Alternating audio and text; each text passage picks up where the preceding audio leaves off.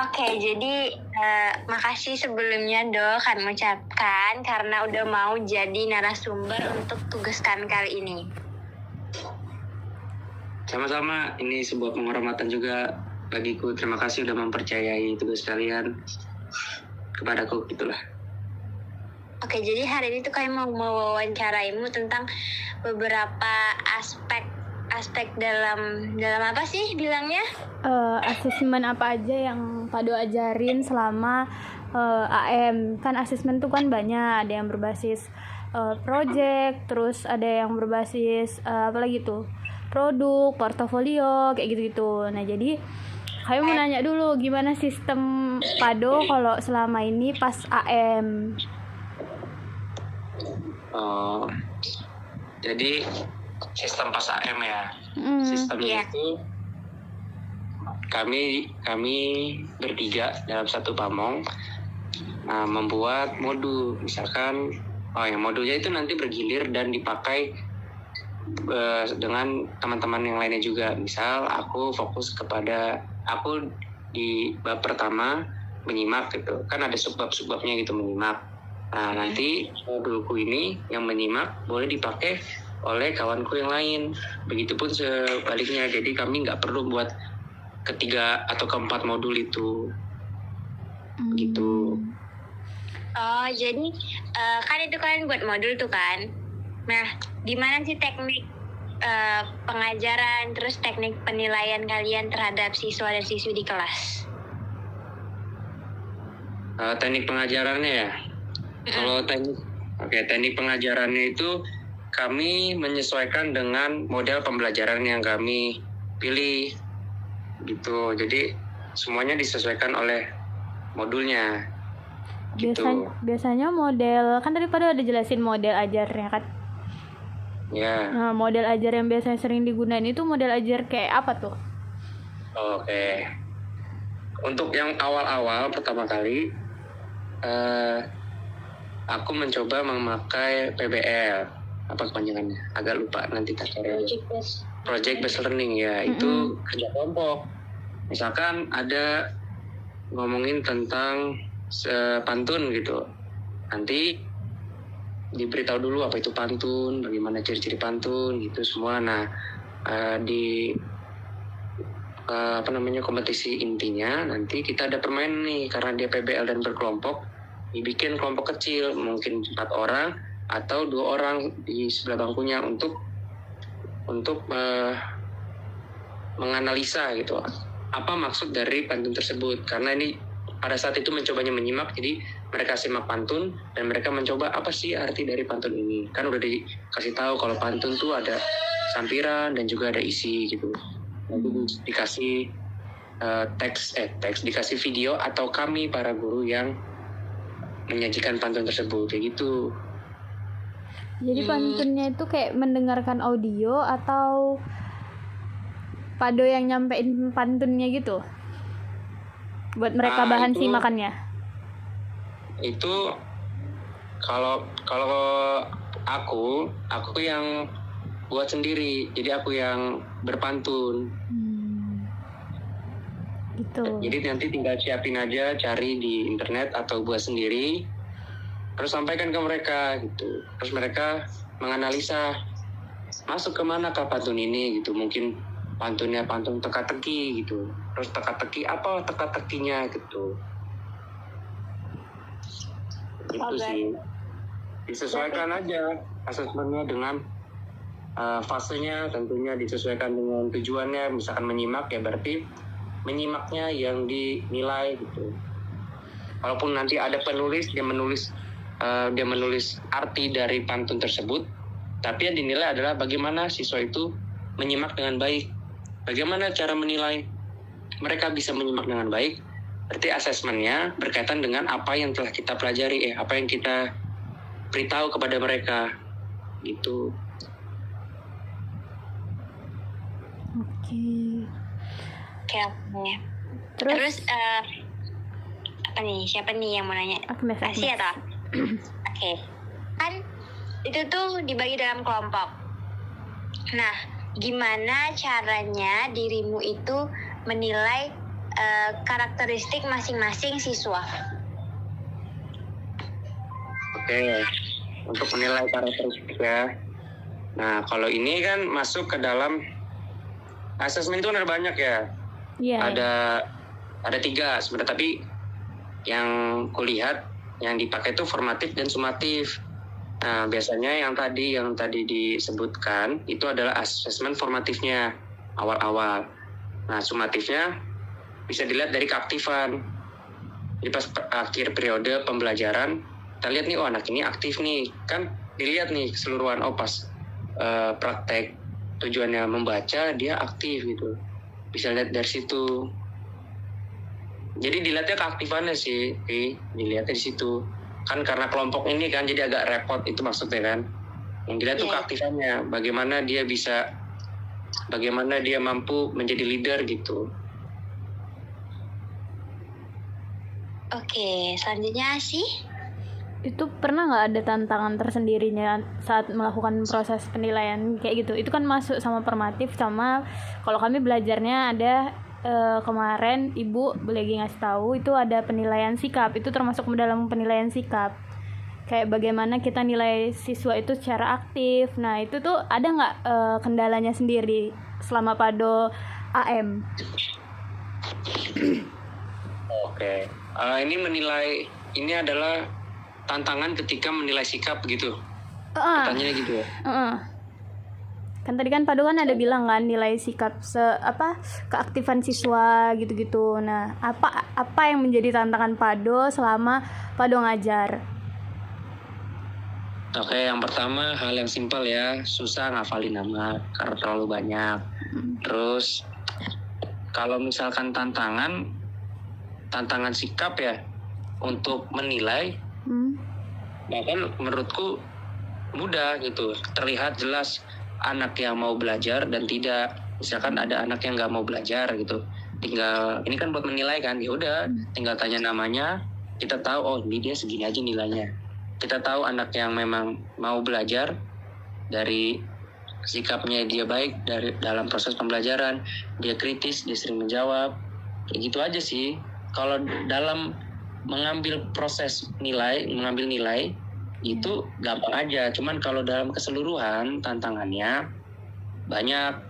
Kan kita nih AM, kita masih muda, kadang beberapa siswa tuh nganggap kita nih apalah gitu, ini abang-abang, ini kakak-kakak, bukan orang tua yang harus dihormati gitu.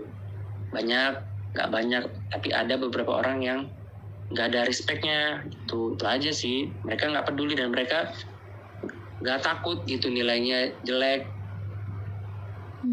Tapi kan kalau dalam pengambilan nilai jadi lebih mudah. Oh anak ini misalkan namanya Rizky, si Rizky ini gak hormat, lebih mudah dong mengkelompokkan mana yang lebih baik, mana yang buruk gitu. Terus kalau misalnya kan tadi Fadil bilang kan kalau misalnya ada beberapa anak yang nggak mau belajar, terus misalnya ada yang mau belajar lebih gampang menilainya.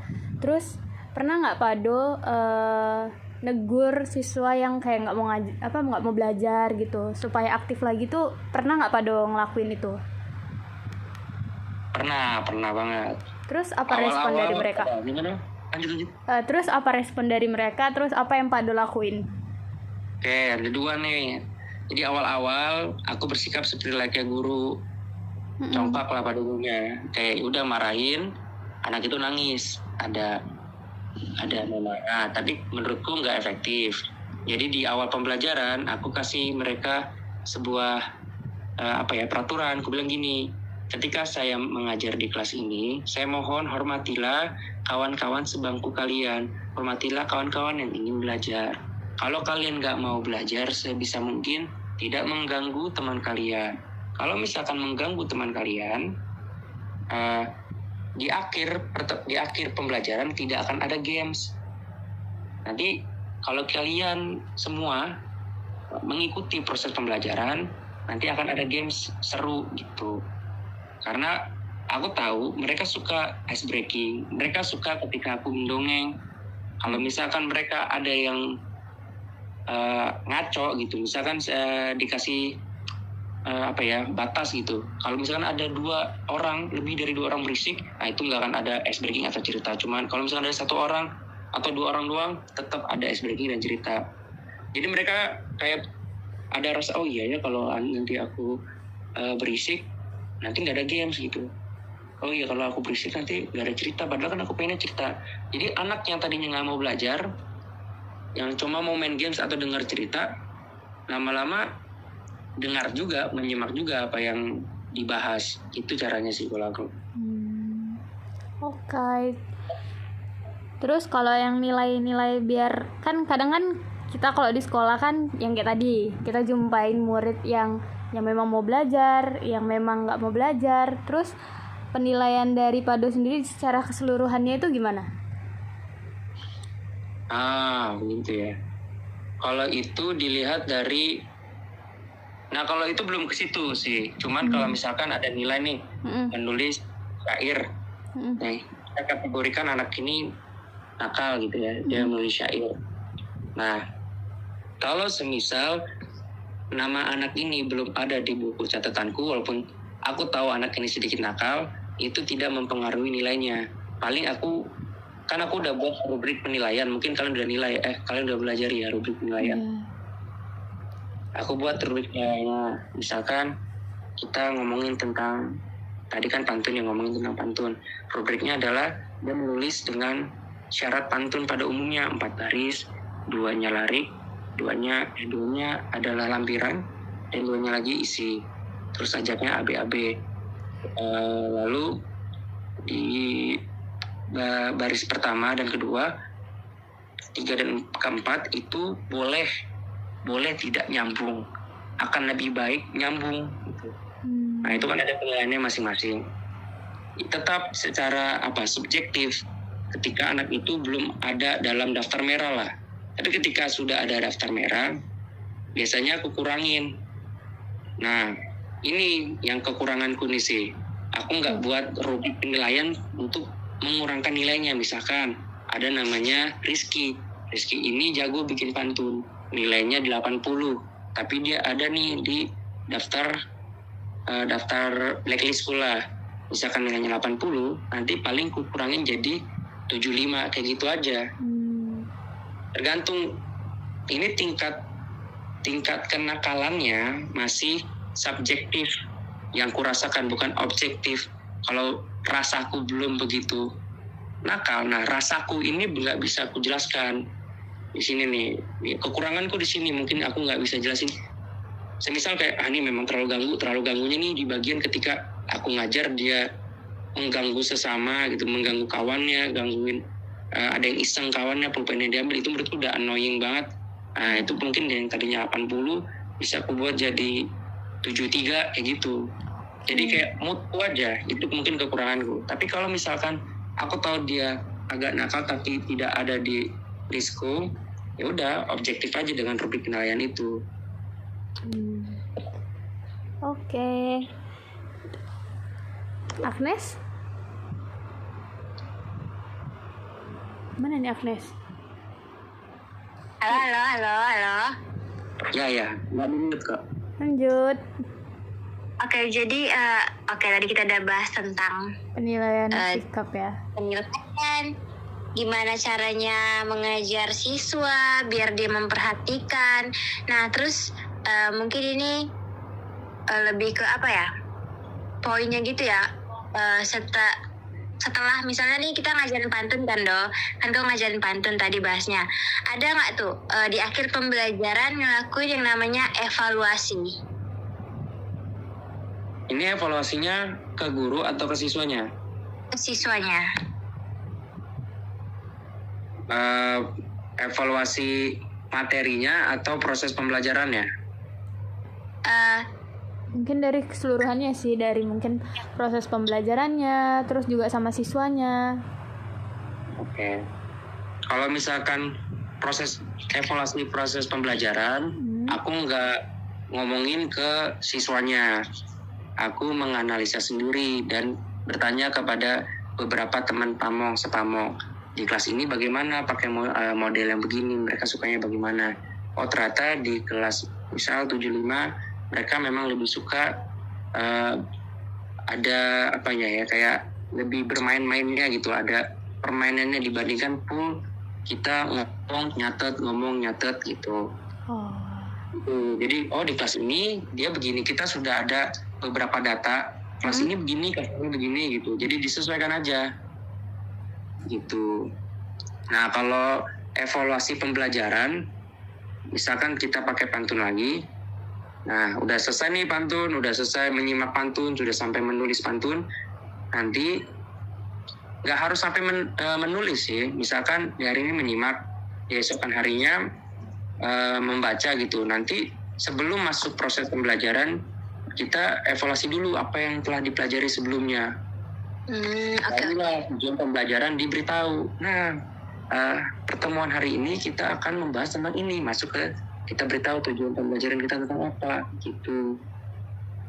Oke, terus kan di dalam penilaian ini kan ada, aku jelasin dulu ya, di dalam penilaian yang kami belajar itu tuh ada 8 penilaian. Jadi penilaian untuk kerja, terus penilaian sikap, penilaian tes tertulis, terus penilaian proyek, produk, portofolio, terus penilaian diri. Nah, tadi kan Pado udah jelasin tuh tentang penilaian sikapnya, maksudnya teknik, dari segi tekniknya, baru dari segi menanganinya, kendalanya, gitu-gitu. Terus aku sekarang mau nanya tentang penilaian teknik tertulis. Ada nggak Pado selama ini kan ngajar, itu teknik penilaian penulisannya itu kayak mana gitu? Kayak soal menulis gitulah. Ya. Soal menulis ya, berarti kayak esai atau bagaimana nih? Iya, esai gitu-gitu.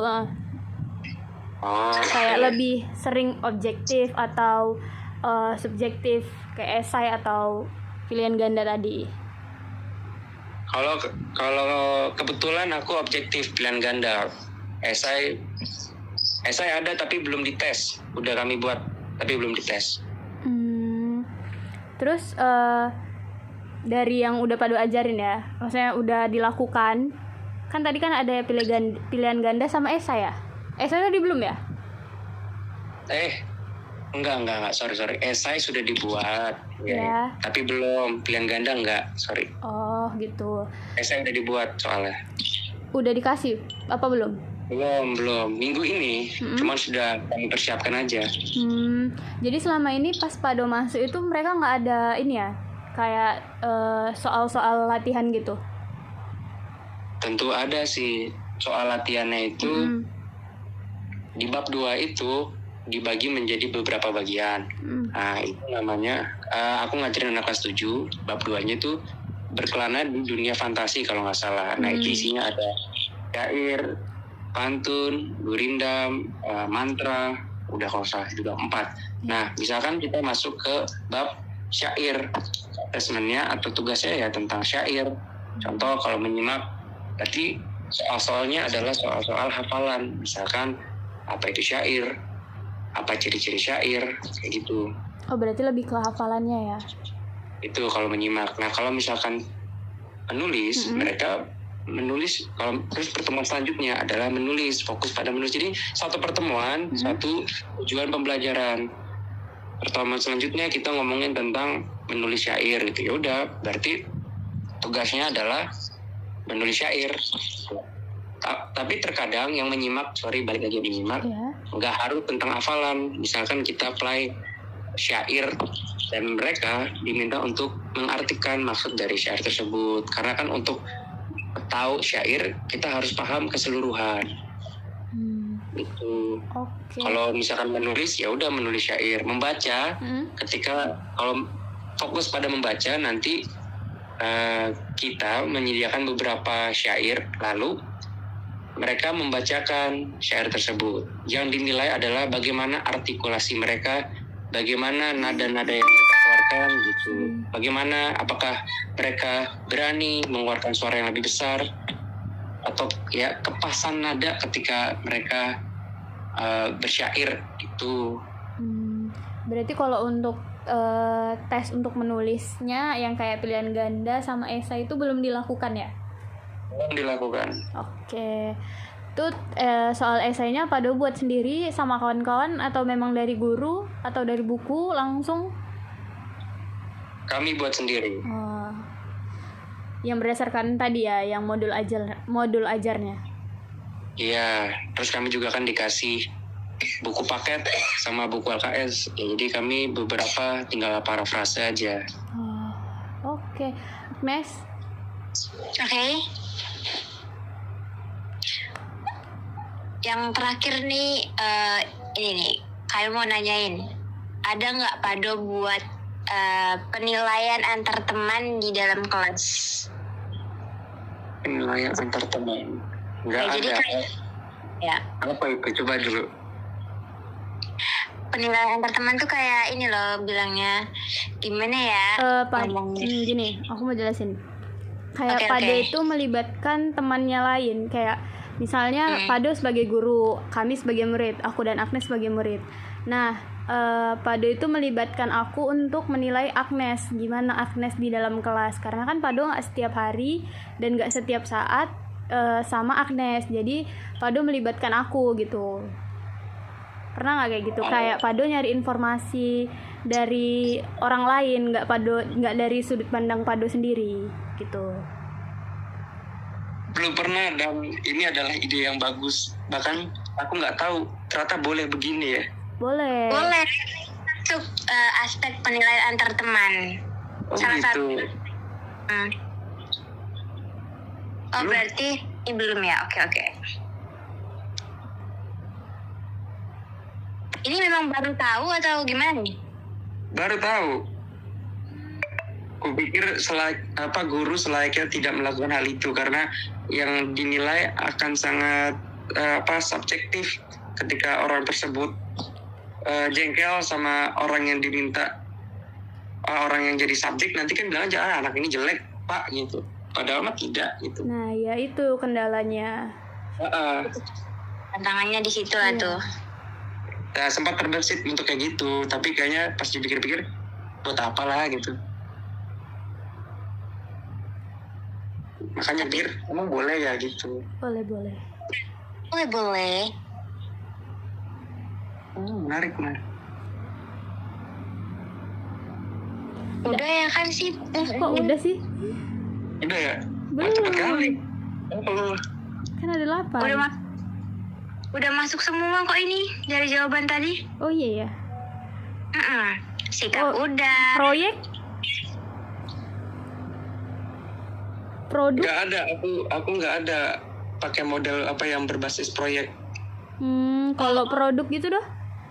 Kayak bikin sesuatu apa ya? Oke, Bahasa sebenarnya Indonesia. ada sih, cuman pada saat itu jadi gini sih.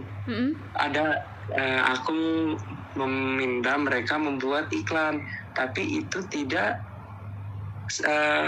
tugasku, jadi bukan guru pamongku, jadi kelas 8. Aku nggak ngajar kelas 8, tapi di awal-awal 3 minggu awal aku tuh masuk di kelas 8, jadi ngajar.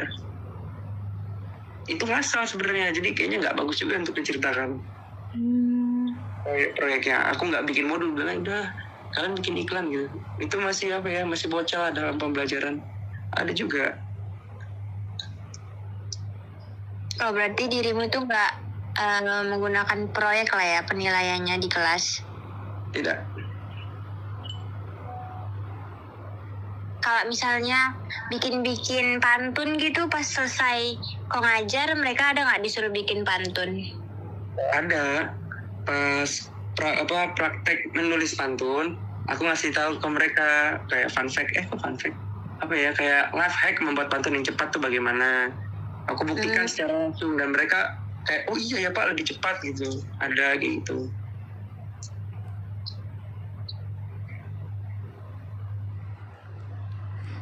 Itu masuk ke proyek ya? Itu masuk ke Masuk nggak sih? produk. Jadi Mau dijelaskan? Kalau itu aku nggak paham. Mau jelasin itu? kalau bedanya produk sama proyek, secara singkatnya produk itu dia menghasilkan sesuatu, kayak misalnya teks prosedur. Misalnya ya, contohnya teks prosedur. Nah, teks prosedur itu kan kita kayak ngejelasin tentang misalnya minuman kopi misalnya gitu kan. Nah, nanti yang dinilai sama gurunya itu hasil dari kopinya, hasil dari keseluruhannya itu kopinya yang dinilai, bukan keseluruhan dari runtutan teks tersebut. Nah, kalau misalnya yang proyek itu secara singkatnya itu dia iya kan Nes? Yap. Kalau proyek itu dia keseluruhannya yang dinilai, dari dia langkah-langkahnya, dari hasilnya gitu, secara singkatnya. Atau kebalik? Kebalik, kalau proyek itu yang langkah-langkah. Terus kalau produk itu hasilnya, hasil akhir. Ya betul lah Neng. Iya ya. Iya. Terus Apaan? karakteristiknya itu prosesnya tuh kayak jangka lengah atau jangka panjang, itu yang penilaian proyek ya. Terus mencakup sama perencanaan, pelaksanaan, terus ada pelaporan. Nah, proyek itu lebih ke dia ngelihat bagaimana proyek itu jalan gitu. Kalau si produk itu dia cuman ngelihat fokus pada kualitas hasil yang dihasilkan oleh siswa sendiri gitu. Oh ya, paham. Nggak cocok menurutku pembelajaran pantun, syair, gurindam dan lain itu atau puisi lama, puisi rakyat menggunakan proyek. Jadi pakai proyek. Kenapa nggak cocok? Coba jelasin. Ya, proyek itu kan tadi seperti yang Asi bilang kan, butuh waktu. Kalau aku lihat ya, nanti gurunya lihat udah sampai mana, dilihat tuh, oh ini baru rancangannya Pak gitu, oke rancangannya seperti ini, nanti gurunya kasih tahu udah bagus atau oh ini baiknya begini. Oke, sudah rancangan berarti selesai rancangan mereka mulai membuat tahap keberapa di tahap 1 oke lanjut, mungkin di tahap 1 enggak begini sampai menjadi barang jadi gitu kan. Prosesnya lama. Sedangkan membuat puisi rakyat itu tidak perlu begitu. Kayaknya kalau Bu Legi tahu mungkin udah diceramain, ngapain kamu proyek pakai model pembelajaran yang proyek. Ada beberapa hal yang aku ambil ketika membuat pantun. Pertama, bilang tentukan dulu temanya apa. Misalkan kamu temanya mau pertemanan, oke. Lalu setelah dapat temanya pertemanan, buatlah dulu isinya, jangan lampirannya. Isinya aja dulu, misalkan jikalau kamu orang yang baik, pastilah temannya banyak. Jikalau kamu teman yang baik, pastilah disukai orang gitu. Bahkan K sama G, udah tinggal cari aja kata yang akhirnya K sama G untuk sampirannya, kan gitu. Gampang jadinya. Iya bener, karena lumayan cepet ya kalau misalnya untuk buat pantun ini, kalau misalnya kita pantun. Iya. Mungkin drama deh. Gitu aja. Kalau drama baru bisa tuh proyek sama produk. Produknya Betul. apa ya tapi yang dihasilkan? Karena aku hanya pantun, syair, gurindam, kayak proyek itu kurang pas gitu. Iya Oke. benar-benar. Ada lagi Nes? Udah sih, semuanya komplit. Jadi Dengan waktu penilaian yang menurutmu paling gampang itu tuh apa doh? Sikap ya berarti? Menurutku sikap ya. Karena bisa lewat apa tadi penilaiannya dengan apa? Rubrik? Rubrik itu buat ini. Apa tuh? Penilaian, bukan buat sikap itu. Oh. Itu buat tugas mereka. Kalau sikap kita tinggal lihat aja. Anak kan gampang ya menghafal anak yang baik sama anak yang biasa aja sama anak yang nakal gitu. Bedanya gampang. Oh, anak yang nakal kita gampang hafal nama. Anak yang baik kita gampang hafal nama. Tinggal catat aja, misalkan Kezia baik, terus Rizky nakal. Dan orang yang nggak terjamah namanya, orangnya biasa aja. Ya udah, nilainya biasa aja dalam sikapnya. Berarti dia ngikut arus ya. Iya, mereka main amahan gitu. Main amannya bukan berarti jelek, bukan berarti buruk, ya udah standar aja. Ngerti. Oke. Udah semua nih pertanyaannya, jawabannya sangat-sangat memuaskan, atau masih ada yang mau ditambahkan lagi? Udah itu aja sih. Oke. Terima kasih kembali kami ucapkan untuk Pado untuk jawabannya yang sangat wow. Terus sesi wawancara kita hari ini ada ininya juga ya, manfaatnya. Pado ada dapat ilmu baru, penilaian antar teman. Terus kami juga dapat ilmu baru gimana sih caranya ngajar siswa dengan baik dan benar dalam kelas, apalagi kalau siswanya tidak mau mendengarkan. Oke, mungkin sekian wawancara kami buat malam ini. Lebih dan kurangnya kami mohon maaf. Semoga ini menjadi ilmu untuk kita bertiga. Amin. Terima kasih. Selamat malam, teman-teman. Malam. Kasih ya Pado. Yuk sama-sama.